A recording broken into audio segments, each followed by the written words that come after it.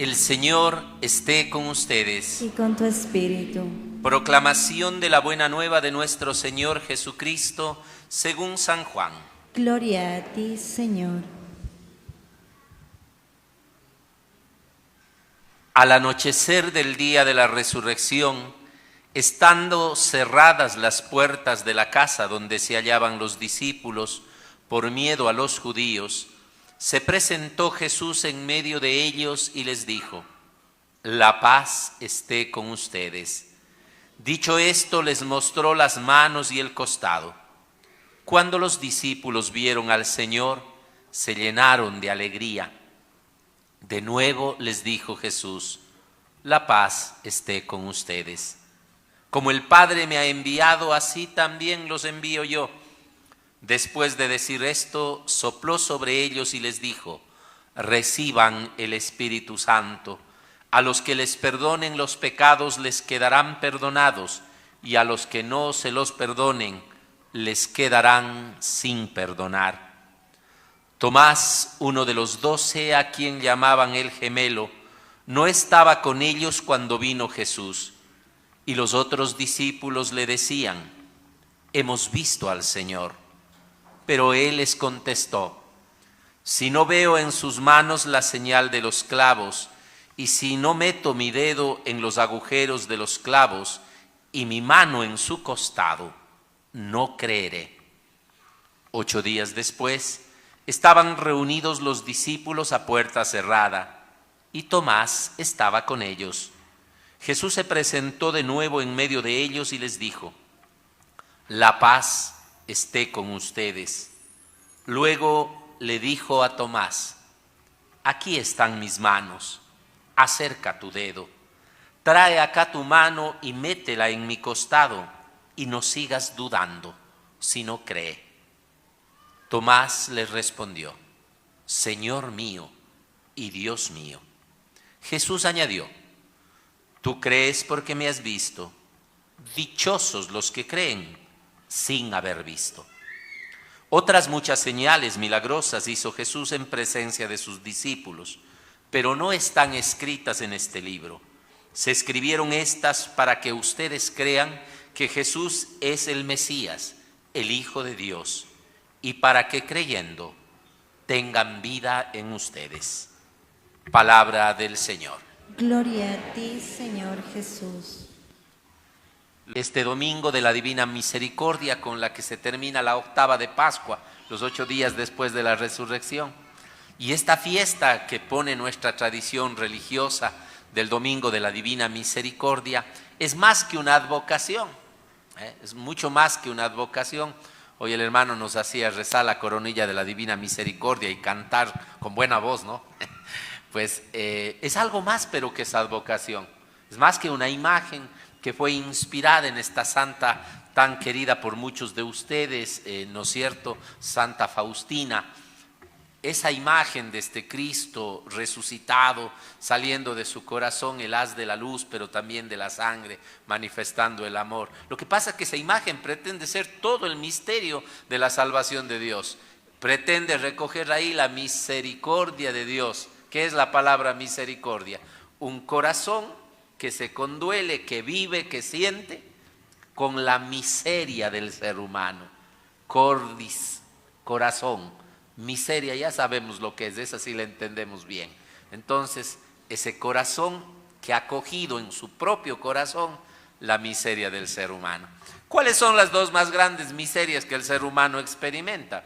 Por supuesto, el sufrimiento es una de ellas, llevado por el dolor, llevado por la muerte, llevado por tantas cosas que nosotros tenemos como miserias, ¿no es cierto? La violencia, las incomprensiones familiares, la pobreza que dificulta a la gente tener lo más básico para vivir, el respeto y la pérdida de valores que hoy en el mundo están agobiando y que desde siempre ha existido, el irrespeto de la dignidad del otro, cuando soy incapaz de dignificar al ser humano por ser humano, y más para los que creemos en Dios por ser hijos de Dios. Es más, ni siquiera nos dignificamos nosotros mismos. Entonces, todas estas miserias que el ser humano tiene, la enfermedad, la muerte, Pero hay otra miseria que es más tremenda, por eso hablé de dos: la miseria del pecado, de aquel que destruye la obra más maravillosa que Dios ha hecho, que somos usted y que somos yo. Alguien se verá feo, chiquito, gordo, alto, flaco, porque para cuestión de aceptación de uno mismo no hay un parámetro. Por eso es que las de pelo lacio quieren tener rulos, churos, colochos, como le digan por ahí. Los de pelo rizado quieren tener lacio, plancha y plancha y plancha. Los que tienen mucho quieren tener poco, y los que tienen poco quieren tener mucho. Interpreten como quieran eso. A algunos les gusta la nariz grande, pero quieren tener chiquita, de nariz de mote, como el padre Marcelo. Otros la tienen chiquita y quieren ser medio así, nariz aguileña, que se encuentren en la esquina primero con la nariz antes que con usted. Como ese escrito era: si un hombre a una nariz pegada, ¿se acuerdan? Esa literatura. Somos así, somos medio descontentos, ¿no? Y en este descontento, en este ser nuestro que somos una maravilla, nos falta vernos con amor, nos falta entender que lo mejor que creó Dios en su infinita misericordia, cuando hace al hombre, y esto lo encontramos en el libro del Génesis, somos cada uno de nosotros. Y que lo que verdaderamente dañó al hombre no es los ojos, no es el color de piel, no es la estructura ósea, no es la forma del cabello, no es el grosor de los labios como tanta gente, no es el color de los ojos, que muchas veces nos empeñamos en cambiar todo esto. Lo que realmente dañó al hombre y dañó la obra maravillosa de Dios es el pecado. Ese destruyó al hombre. El día que el hombre se coqueteó con el diablo, empezó realmente a destruir la más maravillosa creación. Y aquí es donde actúa la misericordia de Dios. Dios viene a rescatar a ese hombre de su miseria, haciéndose el mismo miseria. Como dice San Pablo, el que no era pecado se hizo pecado para rescatar al que estaba bajo el pecado, para darle la oportunidad de ser libre de esa esclavitud. Por eso hoy día en este texto, que tenemos que entenderle, San Juan es teólogo, no es como Lucas, no es como Mateo, no es como Marcos, que narran los hechos de una manera muy sencillita, dirigiéndose a un grupo concreto de la época de su tiempo. San Juan es un teólogo que hace ideas profundas y hay que saberle entender. Cada uno de los signos que hoy presenta no están al azar. Cada uno de los signos que hoy presenta en este domingo de la Divina Misericordia o la octava de Pascua, los 8 días de la resurrección de Jesús, son una riqueza. Primero hemos de entender que para Jesús la resurrección, Pentecostés, para Juan es el mismo día. No pasan como narran los otros escritores sagrados. Después de 40 días, ascensión. Después de 10 días más, Pentecostés, ¿qué viene? Después de 50 días, Pentecostés, la venida del Espíritu, ¿no es cierto? Para San Juan todo sucede en el mismo acontecimiento. La resurrección no es entendida como un volver a la vida de un cuerpo, porque si ese cuerpo volvió a la vida, es ese cuerpo el que volvió a la vida. La resurrección tiene una intención mucho más universal y mucho más amplia. Dios nos resucitó y nos dio vida a todos. Esto no está inventando el padre Marcelo. ¿Cómo termina el evangelio de Juan hoy día? Ya casi me voy a Lucas, vean. Tengo enredados los evangelistas. Vean lo que dice. Terminando de escribir, otras muchas señales milagrosas hizo Jesús en presencia de sus discípulos, pero no están escritas en este libro. Se escribieron estas para que ustedes crean que Jesús es el Mesías, el Hijo de Dios. Ese es el primer objetivo de esta narración. Este es el primer objetivo de su evangelio. Creer que Jesús es el Mesías, el Hijo de Dios. Pero una creencia que tiene que ir más allá de lo mental, que tiene que ser asimilar en nosotros mismos esa vida que Dios nos quiere dar. Por eso termina diciendo, y para que creyendo tengan vida en su nombre, para que creyendo tengan vida en ustedes. ¿Cuál? La vida de Dios, esa vida que el pecado original, esa vida que el pecado ha arrebatado de nosotros. Y como consecuencia, ¿cuáles son las situaciones que vemos cuando la persona peca? Primero, alejarnos de Dios. Ya no tenemos esa relación de comunión con Dios. No tienen ni idea de quién se trata, pero en un retiro que estamos en estos días confesé a un joven que con una sobriedad muy clara y asimismo con una franqueza muy, muy grande, me dice: Padre Marcelo, me he alejado de Dios tanto que me he olvidado de todo lo bueno que me enseñaron mis padres y lógicamente empecé a hacer todo lo malo. Qué linda confesión. Me alejé de Dios. Y en este caso él decía por hacer cosas malas. Pero muchos de nosotros podemos experimentar el alejarnos de Dios, a veces hasta por hacer cosas buenas. Por deporte, por los amigos, por el trabajo, por los vicios. Estas ya son cosas malas. Por la que sabemos o el que sabemos. Por ociosos me alejé de Dios.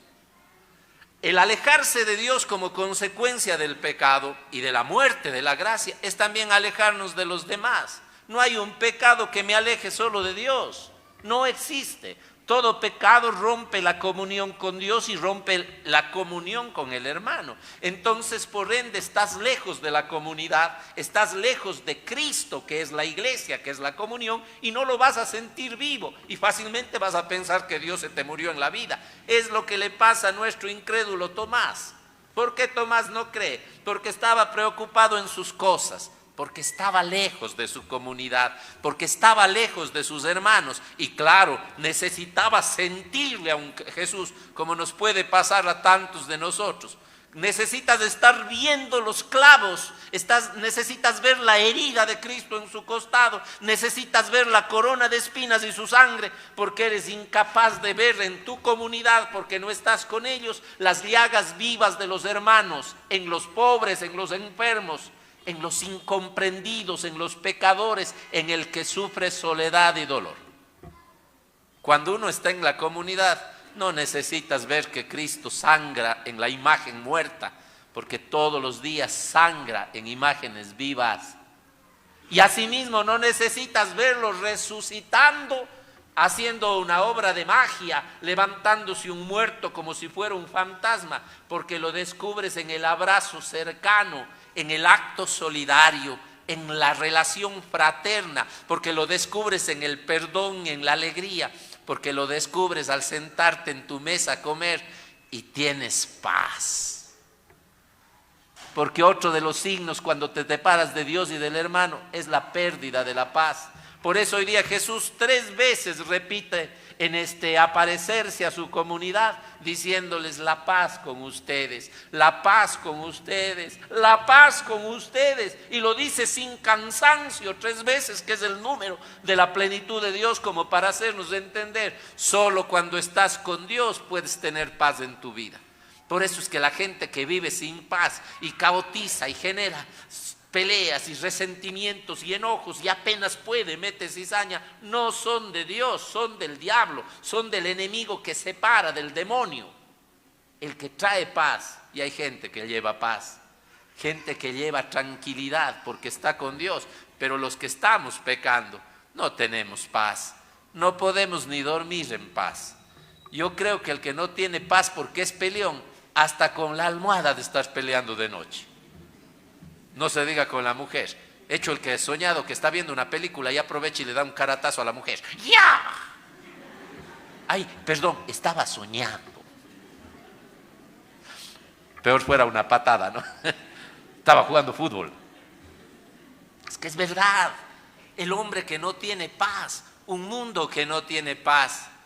Ayer mirando cómo Roma se volvió el centro del mundo, con tanta gente hasta no creyente para despedir al pontífice Francisco. Y miraba allí tantos rostros. Y a mí lo que me llamó la atención es una cosa: cómo pueden estar sentados tan cerca del que dio un mensaje de paz profunda y de comunión humana tan profunda, cómo pueden estar sentados líderes religiosos que tal vez ni creen en lo que creemos nosotros, pero que están buscando la unidad, y a la vez lo opuesto, líderes políticos del mundo que aunque estaban en el mismo lugar, se veían como enemigos, porque se ignoraban la mirada y el saludo. ¡Qué tremendo! Porque no tienen paz, porque no tienen a Dios. Si tuviéramos a Dios, nadie sería enemigo, aunque hables otro idioma, aunque tengas otra raza, aunque tengas otras creencias. Pero es que el pecado nos hace eso, no tener paz. Y si nos vamos a nuestra vida personal, aquí sí, tendría que decir 700 cosas que nos quitan la paz, es decir, una cosa por cada uno de los que estamos aquí. Yo sé lo que me quita la paz a mí. Y tal vez es el momento de abrir mi corazón y mi mente, y lo que me estoy diciendo a mí, se los estoy diciendo a ustedes. Abran su corazón y su mente, permiten que Dios entre a lo más cerrado que tenemos, el pensamiento y el sentimiento humano. Las puertas se pueden abrir aunque sea a la patada, pero ¿cómo abres una mentalidad cerrada y un corazón que se niega a amar y que se niega a entrarle, que Dios entre en él? Eso es imposible. Ábrete. Permite que Dios entre en tu pecado, en ese pecado que te ha alejado de Dios, que te ha alejado de los hermanos. Permite que entre en tu intranquilidad, en tu miedo, porque estaban encerrados por miedo, no tenían paz. Permite que entre en la vergüenza y te diga la paz contigo. Ese famoso shalom que Jesús les dice, la paz sea contigo. Esa paz que solo Dios te puede dar. Busca esa paz. Esa es la verdadera forma de vivir la resurrección.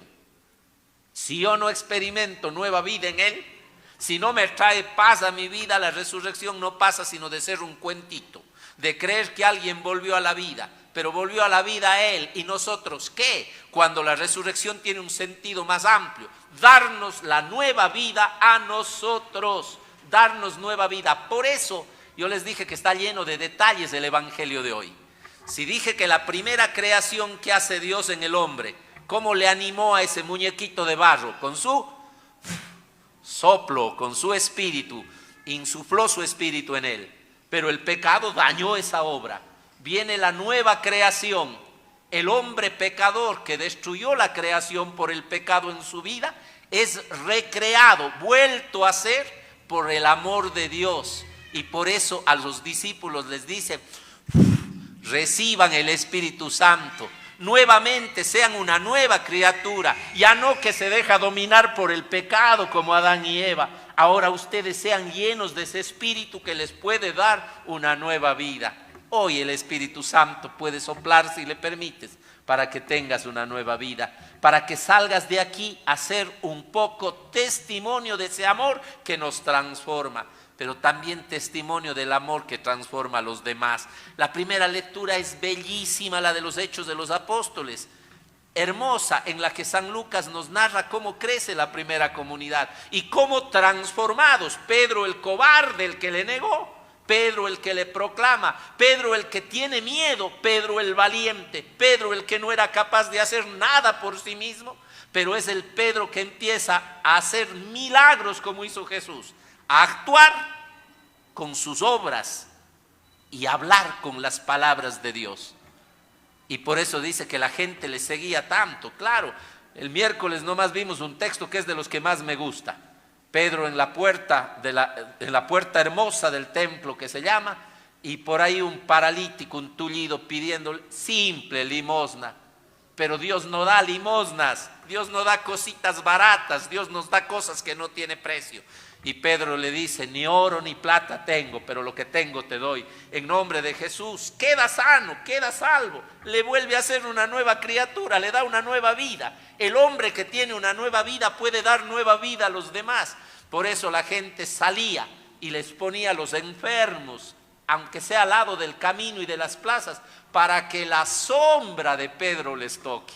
Eso es lindo, la sombra. No somos más que una sombra del amor de Dios nosotros, porque tenemos todavía mucha oscuridad. Pero el que tiene a Dios, aunque sea con su sombra, hace el bien. Pero el que no tiene a Dios, esa sombra mata, oscurece y quita la paz. Si nosotros somos discípulos, tenemos que escuchar eso, que nos dé paz, que su misericordia nos devuelva la oportunidad de ser nuevas criaturas, de tener una nueva vida y de llevar también al mundo lo que el mundo hoy necesita. Que cuando pasemos no sea la sombra malagüera de alguien que lleva mal, que sea la sombra de alguien que lleva bondad, que lleva amor, que lleva tranquilidad, y empiece por su casa. Que Dios nos ayude a entender la misericordia de Dios en nuestra vida, siendo criaturas nuevas. Les he escrito esto para que crean que Jesús es el Mesías, el Hijo de Dios, el que nos libere, el vencedor de la muerte, y para que creyendo en Él tengan vida en ustedes. Que el Evangelio de Juan lo llevemos en nuestro corazón y vamos a tener esa nueva vida que el mundo espera. Que así sea. Amén. Por esta intercesión de nuestra Madre Buena, el Señor los colme de bendiciones hoy y siempre. En el nombre del Padre, y del Hijo, y del Espíritu Santo. Amén. Amén.